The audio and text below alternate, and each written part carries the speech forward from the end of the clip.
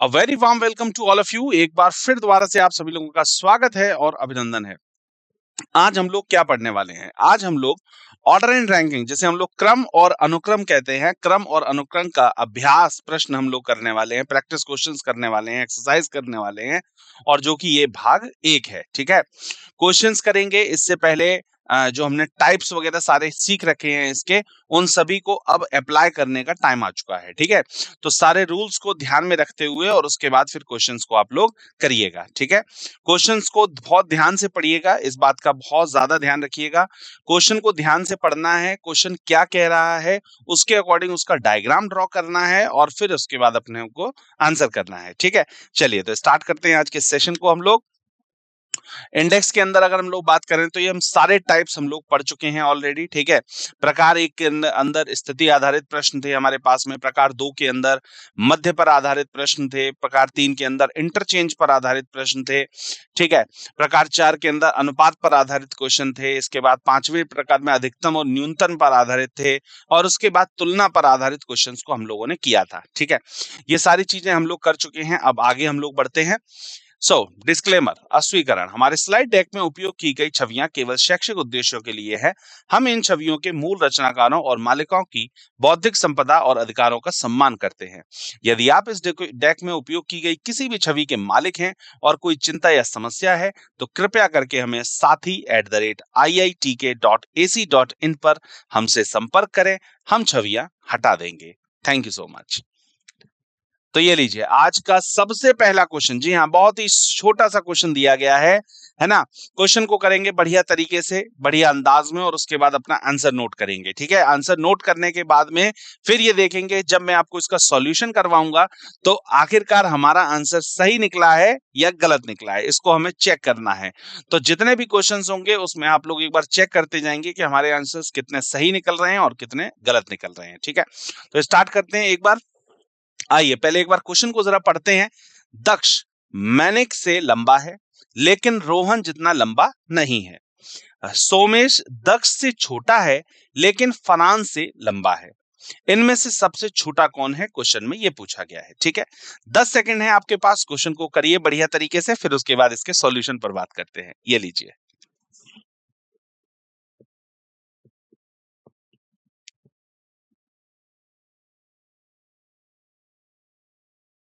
ठीक है, चलिए तो इसके अब हम लोग सॉल्यूशन पर बात करते हैं कि क्या होना चाहिए सॉल्यूशन। देखिए,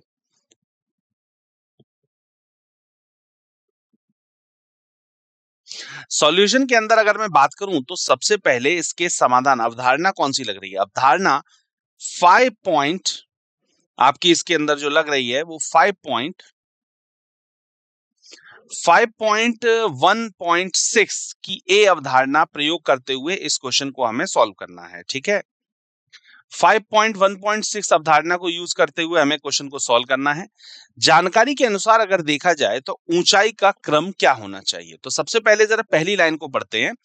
दक्ष मौनिक से लंबा है लेकिन रोहन जितना लंबा नहीं है। देखिए, दक्ष जो है, मैंने इसके दोनों डायग्राम्स के अकॉर्डिंग आपको बता रहा हूं। ये फर्स्ट वाली इक्वेशन के अकॉर्डिंग, ये सेकंड इक्वेशन के अकॉर्डिंग डायग्राम है। ठीक है, और दोनों ही डायग्राम के अकॉर्डिंग मैं आपको इसके आंसर्स बताऊंगा। और दोनों ही डायग्राम में देखिए, मैंने आपको बताया था कि दो तरीके के डायग्राम बनते हैं। मतलब या तो आप इस तरीके से डायग्राम बना सकते हैं जिसकी तरफ मुंह ओपन होता है, तो जिसकी तरफ मुंह ओपन होता है वही क्या है, इसके अंदर बड़ी इमेज है या वो बड़ा व्यक्ति है। और या फिर आप इसको लंबवत तरीके से बना सकते हैं जैसा कि ये वाला मैंने बना रखा है। ठीक है, तो देखिए जानकारी के अनुसार अगर देखा है, दक्ष मौनिक से लंबा है लेकिन रोहन जितना लंबा नहीं है। दक्ष जो है वो मौनिक से तो क्या है, बड़ा है, लेकिन रोहन जितना लंबा नहीं है। तो मतलब सबसे पहले रोहन आएगा, फिर दक्ष आएगा और फिर उसके बाद मनिक आएगा। ऐसे यहां पर अगर बात करी जाए तो देखिए, दक्ष जो है मनिक से तो क्या है, बड़ा है, लेकिन रोहन से छोटा है। ठीक है, ये चीज हो गई। अब सेकंड पर आते हैं। सेकंड में बोला गया था, सेकंड लाइन में, कि सोमेश दक्ष से छोटा है लेकिन फरहान से लंबा है। ठीक है, मतलब दक्ष जो है वो सोमेश से क्या होगा, छोटा होगा। ठीक है, दक्ष जो है वो सोमेश से तो छोटा है। ठीक है, लेकिन फरहान से लंबा है। देखिए, दक्ष जो है सोमेश से तो बड़ा है। ठीक है, सोमेश दक्ष से छोटा है, सोमेश जो है दक्ष से तो छोटा है, लेकिन फरहान से लंबा है, लेकिन फरहान से क्या है, लंबा है। तो ये सीक्वेंस बन के तैयार हो रहा है। ठीक, अब यहाँ पर हमसे पूछा क्या गया, ये पूछ रहे हैं कि इनमें से सबसे छोटा कौन है, मतलब इन सभी के अंदर सबसे छोटा कौन है, ये आपसे वो पूछना चाह रहा है।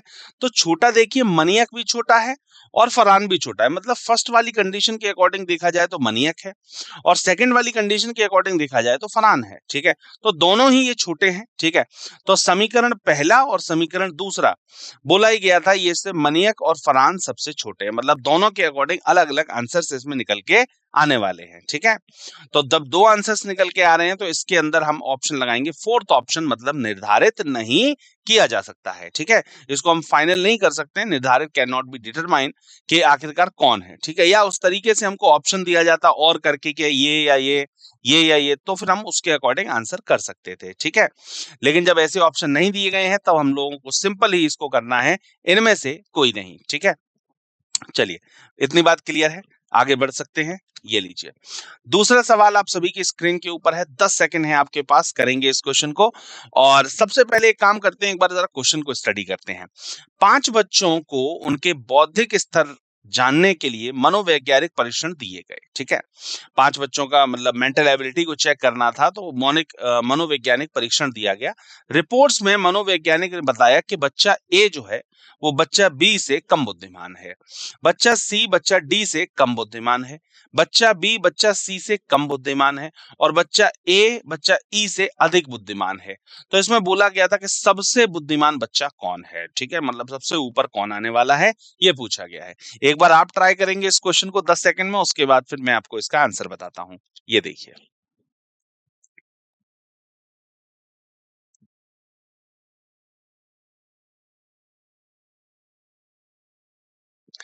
चलिए यहाँ पर 10 सेकंड आपके खत्म होते हैं, आप देखते हैं, जरा इसके सॉल्यूशन पर बात करते हैं। देखें, बोला गया था, सबसे पहली लाइन यहाँ पर क्या बोल गई थी, रिपोर्ट मनोवैज्ञानिक ने बताया कि बच्चा ए, यहां से शुरुआत करेंगे, बच्चा ए बच्चा बी से कम बुद्धिमान है, बच्चा ए जो है वो बच्चा बी से कम बुद्धिमान है। ठीक है, बच्चा सी बच्चा डी से कम बुद्धिमान है, बच्चा सी जो है बच्चा डी से कम बुद्धिमान है, बच्चा बी बच्चा सी से कम बुद्धिमान है, बच्चा सी जो है बच्चा बी से कम बुद्धिमान है। ठीक है, बच्चा ए बच्चा ई से अधिक बुद्धिमान, बच्चा ए जो है वो ई से अधिक बुद्धिमान है।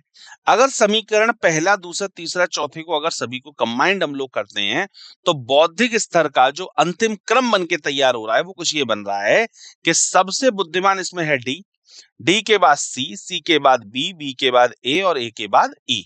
ये सीक्वेंस बन के तैयार हो रहा है, सबसे ज्यादा है डी और सबसे कम है ई। ठीक है, अब जरा यहीं पर ही हम लोग इस तरीके से बात करते हैं, जो लंबवत तरीका जो बताया गया है उसमें, ये जो इसका सेकंड डायग्राम है इससे बात करते हैं।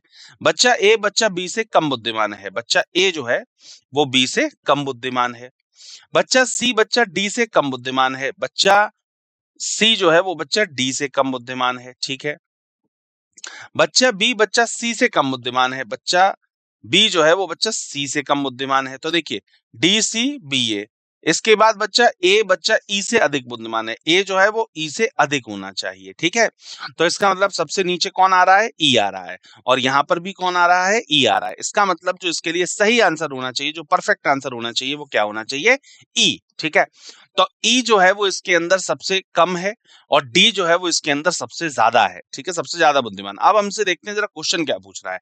उसने पूछा सबसे बुद्धिमान बच्चा कौन है, तो सबसे ज्यादा बुद्धिमान कौन है इसके अंदर, डी है। डी यहाँ पर सबसे ऊपर और यहाँ पर भी सबसे ऊपर, तो डी इसके लिए सही है। और डी जो आपको दिया हुआ था वो थर्ड ऑप्शन पे दिया हुआ था, मतलब थर्ड ऑप्शन इसके लिए सही है, परफेक्ट आंसर है, राइट आंसर है। ठीक है, बात क्लियर है एकदम। आगे बढ़ते हैं अगले क्वेश्चन की तरफ। क्वेश्चन नंबर तीसरा आप सभी की स्क्रीन के ऊपर है। ठीक है, क्वेश्चन को जरा ध्यान से पहले तो पढ़ते हैं, एक बार स्टडी करते हैं, फिर इसका डायग्राम बनाएंगे, फिर इसके सॉल्यूशन पर बात करेंगे। ठीक है, निम्नलिखित जानकारी को ध्यानपूर्वक पढ़ें और नीचे दिए गए प्रश्नों का उत्तर दें। पहला पॉइंट दिया गया, देखिए पॉइंट वाइज दिया गया, पॉइंट वाइज देने से क्या होता है, अगर इसको देने को ये लगातार लिख सकते थे, अगर पॉइंट वाइज दिया जा रहा है ना क्वेश्चन के अंदर, तो वो आपके लिए बहुत अच्छा है। क्यों, क्योंकि आप पॉइंट वाइज चीजों को सॉल्व कर पाएंगे, इजीली कर पाएंगे। ठीक है, आइए जरा बात करते हैं। पहले पॉइंट में बोला गया था A B C D E F G H, total 8 छात्र हैं जिनकी ऊंचाई अलग अलग है। तो पहले वाले के अंदर सिर्फ इंफॉर्मेशन दी गई कि 8 लोग हैं और उनकी ऊंचाई अलग अलग है, मतलब ये ऊंचाई पर आधारित क्वेश्चन है, मतलब हाइट बेस्ड क्वेश्चन है। ठीक है, सबसे पहले बोला गया डी ए से छोटा है लेकिन जी से लंबा है। सेकंड में बोला गया ई एच से लंबा है लेकिन सी से छोटा है। फिर बोला गया बी डी से छोटा है लेकिन एफ से लंबा है। सी जी से छोटा है। फिर बोला गया जी एफ जितना लंबा नहीं है। ठीक है, अब इसमें पूछा गया इनमें से कितने निश्चित रूप से एफ से छोटे हैं, मतलब इससे नीचे कितने लोग आएंगे, एफ से कितने लोग नीचे होने चाहिए। तो आपको इसका डायग्राम बनाना है और डायग्राम बनाने के बाद में इसका सही आंसर करना है। ठीक है, 10 सेकंड है आपके पास, करिए क्वेश्चन को।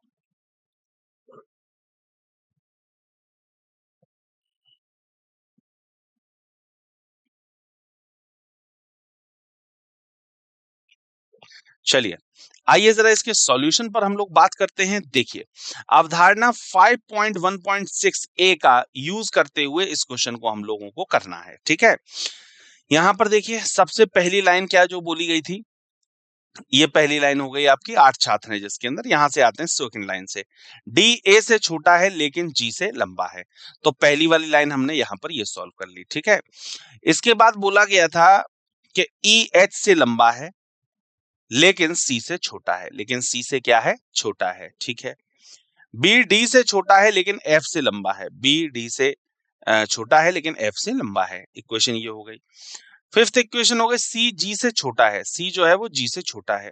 और छठवां बोला गया था जी एफ जितना लंबा नहीं है, जी जो है वो एफ जितना लंबा नहीं है, मतलब कि इससे छोटा है। ठीक है, तो ये 6 पॉइंट हो गए। अब समीकरण पहला, दूसरा, तीसरा, चौथा, पांचवा, इन सभी समीकरण को अगर हम लोग कंबाइंड करते हैं तो कुछ ये कॉम्बिनेशन निकल करके आता है जो कि आपके सामने है, ये देखिए। ठीक है, सबसे बड़ा कौन, ए, फिर डी, फिर बी, फिर एफ, फिर जी, फिर सी, फिर ई और उसके बाद एच। ठीक है, अब यहां पर क्वेश्चन ये पूछा गया था निश्चित रूप से एफ से छोटे हैं, एफ से छोटे कितने लोग होंगे, एफ से छोटे जी सी ई एच।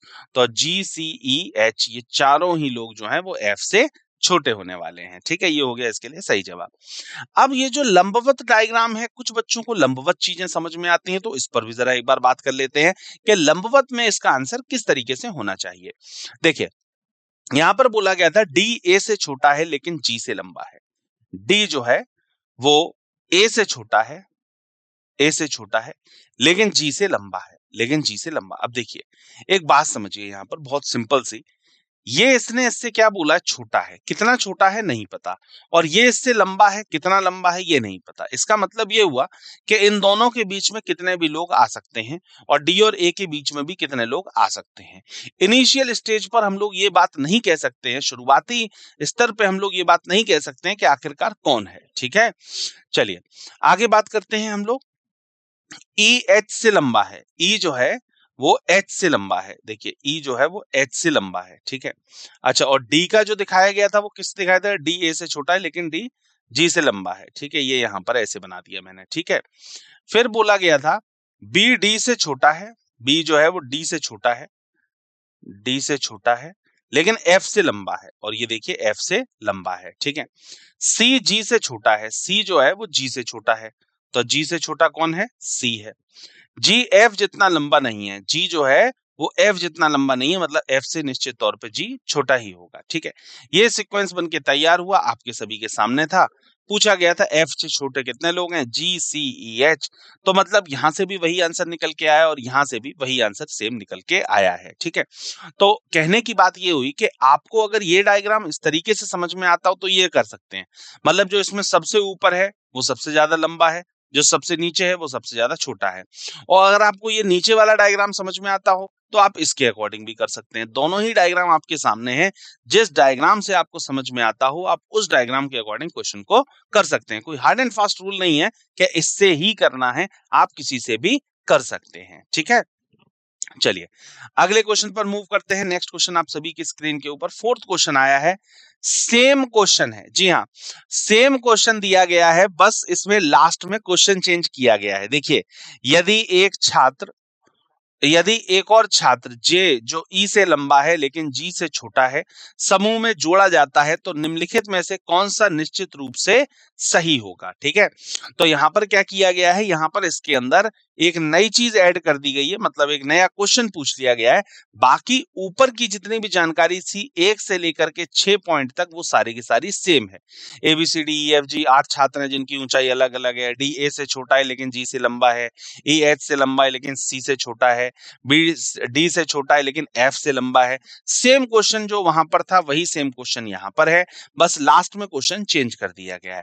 तो डायग्राम तो आपके पास ऑलरेडी बना ही हुआ है, बस आपको नीचे का क्वेश्चन चेक करना और अपना आंसर करना है। एक बार ट्राई करिए, 10 सेकंड है आपके पास, फिर उसके बाद मैं बताता हूं। ये लीजिए।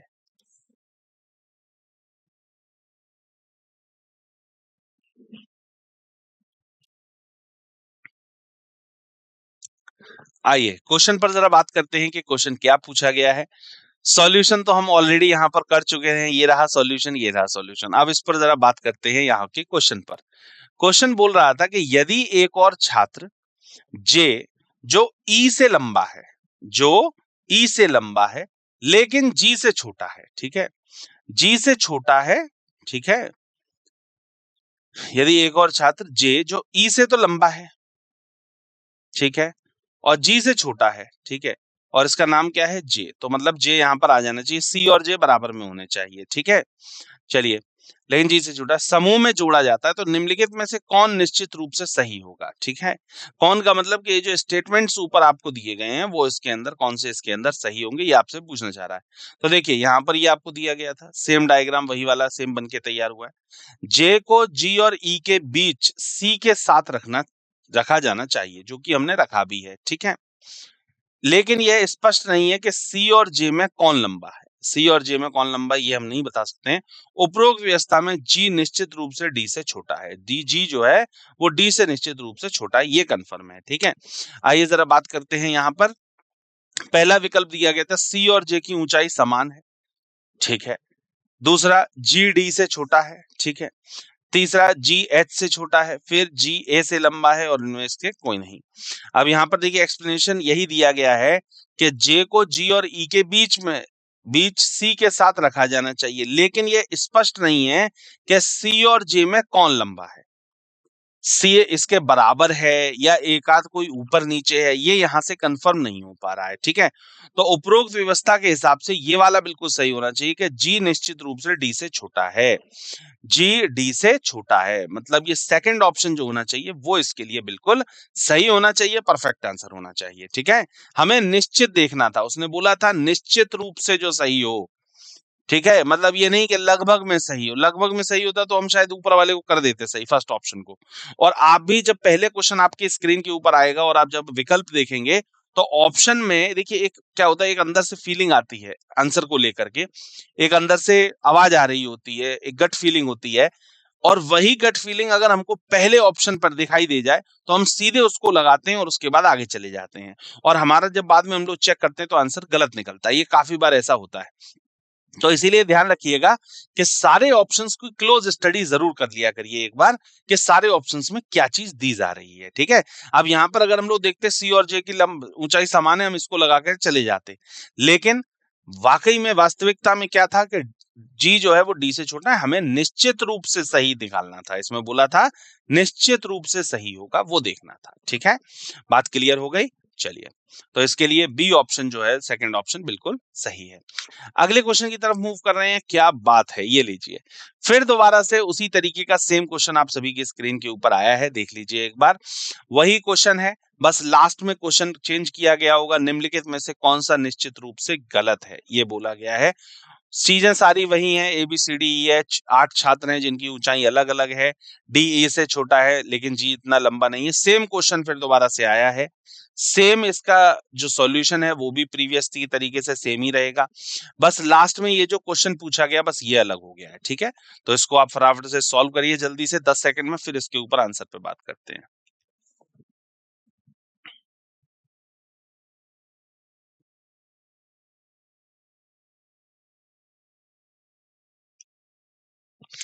आइए देखते हैं।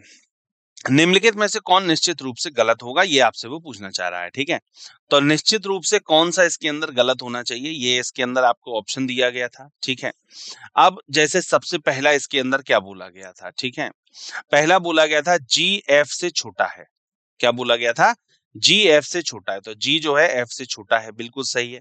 तो पहले वाला एकदम सही हो गया। दूसरा बोला गया था सी एफ से छोटा है, सी जो होना चाहिए वो एफ से छोटा होना चाहिए, ठीक है, सी एफ से छोटा है, दूसरा भी बिल्कुल सही है। तीसरा बोला गया था इसके अंदर कि एफ सी से लंबा है, एफ जो है वो सी से लंबा है, एफ जो है वो सी से लंबा है, एफ जो है वो सी से लंबा है, तीसरा भी बिल्कुल सही है। नेक्स्ट बोला गया बी ई से लंबा है, बी जो है वो ई से लंबा है, बिल्कुल सही बात है, बी जो है वो ई से लंबा है। तो इसके अंदर चारों ही स्टेटमेंट जो आपके दिए हुए हैं ऑप्शन में, वो चारों ही इसके अंदर सही हैं। तो इसके अंदर ऑप्शन कौन सा लगेगा? सभी सही हैं, सारे के सारे जो आपके दिए हुए हैं स्टेटमेंट, वो सारे के सारे इसके अंदर सही दिए हुए हैं, ठीक है। तो इसके लिए फिफ्थ ऑप्शन लगेगा, फिफ्थ ऑप्शन इसके लिए बिल्कुल सही है, परफेक्ट आंसर है, राइट आंसर है, ठीक है। आगे बढ़ते हैं अगले क्वेश्चन की तरफ।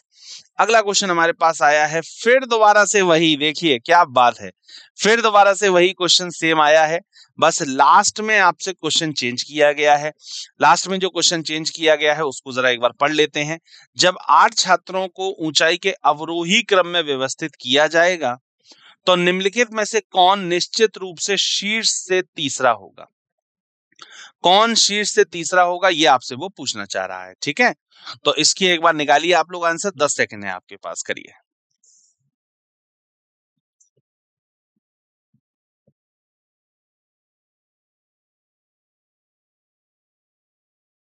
देखिए, जब 8 छात्रों को ऊंचाई के अवरोही क्रम में व्यवस्थित किया जाएगा, ठीक है, तो सबसे पहले तो इसको करना है और उसके बाद इसे अवरोही क्रम में व्यवस्थित करना है। देखिए समी, ये सेम सॉल्यूशन था वही वाला। जब उन्हें ऊंचाई के अवरोही क्रम में व्यवस्थित किया जाएगा तो बी ऊपर से तीसरा होगा, और यही शायद सवाल पूछा भी गया था, पूरा अगर निश्चित रूप से ऊपर से तीसरा होगा, ऊपर से तीसरा कौन होगा ये आपसे वो पूछना चाह रहा था। जब इसको हम लोग अवरोही क्रम में, अवरोही क्रम कौन सा होता है? Descending order. जब डिसेंडिंग ऑर्डर में इसको हम लोग सेट करेंगे तो निश्चित रूप से ऊपर से तीसरा कौन होगा? ऊपर से तीसरा कौन होगा? बी होगा, ठीक है। तो बी इसके लिए जो है वो बिल्कुल सही जवाब है, परफेक्ट आंसर है, राइट आंसर है। डिसेंडिंग ऑर्डर में का मतलब होता है बड़े से छोटे की तरफ, और ये बड़े से छोटे की तरफ ऑलरेडी सेट है। अगर ये असेंडिंग बोलता ना तो इसको शायद बदलना पड़ता, तब नीचे से सी हो जाता, लेकिन ये डिसेंडिंग बोला गया, डिसेंडिंग का मतलब बड़े से छोटे की तरफ, तो बड़े से छोटे में ही ये ऑलरेडी सेट है। सबसे बड़ा ए है, फिर डी है, फिर बी है, तो तीसरा कौन होगा? बी होगा। तो बी इसके लिए बिल्कुल सही जवाब होगा, और बी जो होगा वो फर्स्ट ऑप्शन पे होगा। पहला ऑप्शन इसके लिए बिल्कुल सही है, परफेक्ट आंसर है, राइट आंसर है, ठीक है। चलिए आगे बढ़ते हैं अगले क्वेश्चन की तरफ। अगला क्वेश्चन अब चेंज हो गया, 4 क्वेश्चन थे जो थे प्रीवियस में, वो चारों के चारों एक ही क्वेश्चन पर पूछे गए थे, ठीक है। अब आया है 7वां क्वेश्चन आप सभी के सामने। 7वें क्वेश्चन को पढ़ते हैं जरा एक बार। मुकेश सुरेश से लंबा है लेकिन राकेश से छोटा है, राकेश हरीश से लंबा है लेकिन अमर से छोटा है, इनमें से ऊंचाई के संबंध में सबसे छोटा कौन है, ये पूछा जा रहा है, ठीक है। बहुत ध्यान से क्वेश्चन को करिएगा, डायग्राम बनाइए और उसके बाद फिर आंसर पे बात करते हैं। ये लीजिए 10 सेकंड है आपके पास।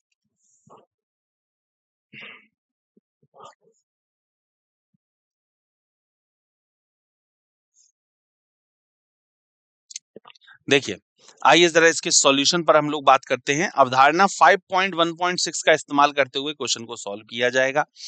जानकारी के अनुसार मुकेश सुरेश से लंबा है लेकिन राकेश से छोटा है। मुकेश जो है सुरेश से तो लंबा है लेकिन राकेश से क्या है? छोटा है। तो फर्स्ट डायग्राम आपका ये बन गया। ऐसे ही यहाँ पर फर्स्ट इक्वेशन ये बन रही है। राकेश हरीश से लंबा है, राकेश जो है हरीश से तो लंबा है लेकिन अमर से छोटा है, अमर से क्या है? छोटा है। ये बन गया सेकंड डायग्राम, जो कि ये रहा। अब इनमें ऊंचाई के संबंध में सबसे छोटा कौन है? सबसे छोटा देखिए सुरेश भी है और हरीश भी है। तो फर्स्ट डायग्राम के अकॉर्डिंग सुरेश है, सेकंड डायग्राम के अकॉर्डिंग हरीश है, तो दोनों ही इससे छोटे हैं, ठीक है। तो दोनों ही इसके आंसर में आने चाहिए। आइए जरा देखते हैं। अब दोनों ही ऑप्शन में दिए गए थे तो हम ऑप्शन नहीं लगा सकते हैं, तो इसमें हम ये कहेंगे कि निर्धारित नहीं किया इसका, ठीक है। मतलब अगर सिर्फ एक आदमी के बारे में पता करना है तो हम निर्धारित नहीं कर सकते, कैन नॉट बी डिटरमाइन इसके लिए सही जवाब होगा, निर्धारित नहीं किया जा सकता है, ठीक है। क्लियर है 7th क्वेश्चन, आगे बढ़ सकते हैं। चलिए अगला क्वेश्चन आया है 8 नंबर सवाल, करेंगे इसको एक बार, पढ़ते हैं हम लोग। अमर लड़कों की एक पंक्ति में बाएं छोर से 16वें स्थान पर है और विशाल दाएं छोर से 18वें स्थान पर है। गणेश अमर से दाएं की ओर 11वें स्थान पर है और विशाल से दाएं की ओर तीसरे स्थान पर है। तो पंक्ति में कुल कितने लड़के हैं, आपसे वो ये पूछना चाह रहे हैं। ठीक है, ऑप्शंस आप सभी के सामने हैं, क्वेश्चन आप सभी के सामने है, 10 सेकंड का टाइम है, करिए क्वेश्चन को। ये लीजिए।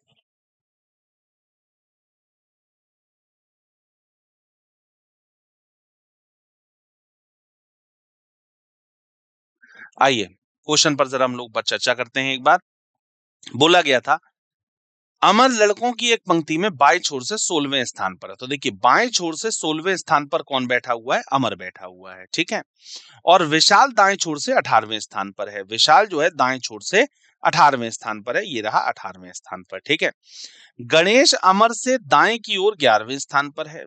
गणेश जो है वो अमर से, देखिए एरो भी यहां पर बनाया गया है, अमर से गणेश जो है वो 11वें स्थान पर है और विशाल से दाएं और तीसरे स्थान पर, और विशाल से कहां पर है, दाएं और तीसरे स्थान पर है। ठीक है, तो पंक्ति में कुल कितने लड़के हैं, ये आपसे वो ये पूछना चाह रहे हैं। ठीक है, तो बड़ा ही सिंपल सा क्वेश्चन है कि ये आपके सामने सारी डिटेल्स दी गई थे। अभी ये जो हमने डायग्राम बनाया, ये डायग्राम हमने इनिशियल स्टेज पे बनाया। इनिशियल स्टेज का मतलब कि जो भी क्वेश्चन में दिया गया उसके आधार पे वही हमने सॉल्यूशन वगैरह कुछ नहीं किया इस पर, सिर्फ हमने ये डायग्राम बनाया जितना क्वेश्चन में दिया गया था उसके अकॉर्डिंग। ठीक है, अब आते हैं, बात करते हैं स्पष्ट रूप से अमर के बाएं 15 लड़के हैं।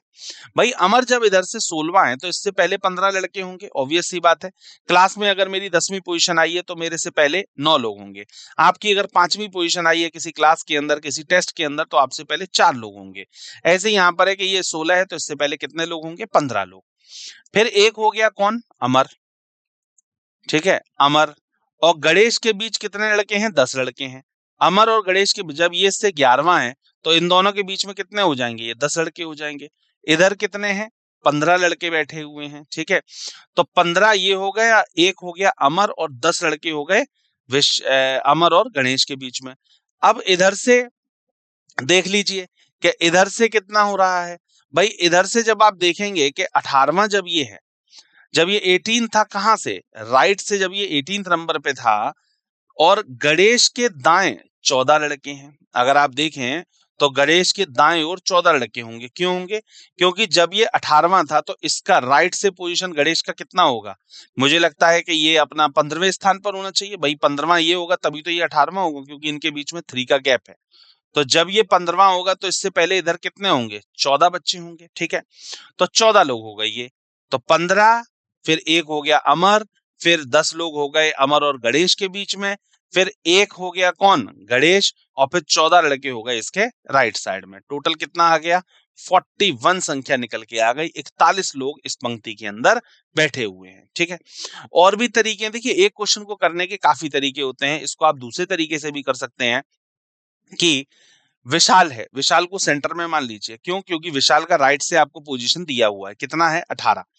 विशाल का लेफ्ट से आप पोजीशन निकाल लीजिए। कैसे निकल जाएगा, अमर कितने पर था, 16वें पर, 16 से ये इतने कितने पर था, 11वें स्थान पर। जब गणेश 11वें स्थान पर था और गणेश और विशाल के बीच में 3 लोग हैं, तो इसका पोजीशन कितना निकलेगा, विशाल का, विशाल का, अमर से विशाल कितना हो जाएगा, 8वें स्थान पर हो जाएगा। ठीक है, तो 8वें पर ये हो जाएगा और इधर 8वां ये हो गया, और 16 ऑलरेडी था, तो 16 और 8 24, और इधर से विशाल कितना है, 18 है। इसको जोड़ करके माइनस कर देंगे एक, तब 20 का आंसर निकल आएगा। तो एक क्वेश्चन को करने के काफी सारे तरीके होते हैं, किसी भी तरीके से आप आंसर को कर सकते हैं। तो 41 इसका आंसर निकल के आएगा, जो कि 4th ऑप्शन के ऊपर आपको दिया हुआ है। ठीक है, चलिए अगले क्वेश्चन पर हम लोग बात करते हैं। क्वेश्चन नंबर 9 आया है आप सभी की स्क्रीन के ऊपर। आइए जरा पढ़ते हैं एक बार इस क्वेश्चन को। बस स्टॉप पर एक पंक्ति में ए दाएं से 9वें स्थान पर है और बी बाएं से 7वें स्थान पर है। वे दोनों अपनी स्थिति बदलते हैं। यदि पंक्ति में 20 लोग हैं तो बाएं से बी की नई स्थिति क्या होगी, वो ये पूछना चाह रहा है। ठीक है, क्वेश्चन को बहुत ध्यान से पढ़िए और उसके बाद इसके क्वेश्चन पे सॉल्यूशन की बात करेंगे। ठीक है, ये लीजिए 10 सेकंड है आपके पास, करिए क्वेश्चन को।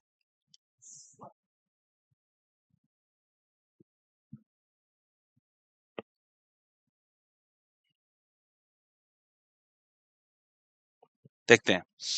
बोला गया था बस स्टॉप पर एक पंक्ति में, आइए इसके सॉल्यूशन पर बात करते हैं। बस स्टॉप पर एक पंक्ति में ए दाएं से 9वें स्थान पर है। ए दाएं से, ये राइट हैंड हो गया, ये लेफ्ट हैंड हो गया, ए जो है वो दाएं से 9वें स्थान पर है, ये देखिए। और बी बाएं से 7वें स्थान पर है, बी जो है बाएं से 7वें स्थान पर है। वे दोनों अपनी स्थिति बदल लेते हैं, मतलब बी आ जाएगा यहाँ पर और ए आ जाएगा यहाँ पर। जगह बदलने के बाद यदि पंक्ति में 20 लोग हैं, मान लीजिए कि इस पंक्ति के अंदर कुल लोग उन्होंने बता दिए कि टोटल नंबर ऑफ कैंडिडेट जो बने हुए हैं, इस टोटल पंक्ति के अंदर मान लीजिए 20 लोग बैठे हुए हैं, तो बाएं से बी की स्थिति क्या होगी? बी की स्थिति बाएं छोर से क्या होगी? बाएं छोर का मतलब इस वाले छोर से क्या होगी? यही क्वेश्चन पूछा गया है, ठीक है। देखिए, बी की स्थिति बाएं छोर से क्या होगी, ये वो आपसे पूछना चाह रहा है, ठीक है।